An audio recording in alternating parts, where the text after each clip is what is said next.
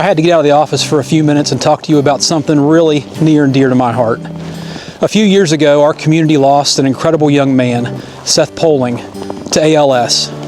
But before Seth passed away, he started something powerful, the Seth Project, and its mission to raise money to fund ALS research. Today, 4 of his best friends, Sarah, Kim, Lauren, and Jeff, are carrying that torch forward with the Seth Project.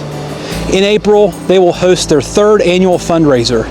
This one's called the Soiree at the Stables. It's a Kentucky Derby style theme. And let me tell you what, those 4 really know how to throw a party. For more information and to get your tickets, visit the Seth Project on Facebook. At Number One Auto, during the month of February, we will be honoring Seth's memory all month long by donating a portion of every vehicle sold directly to the Seth Project. So dress sharp, get your tickets, and let's race toward a cure together.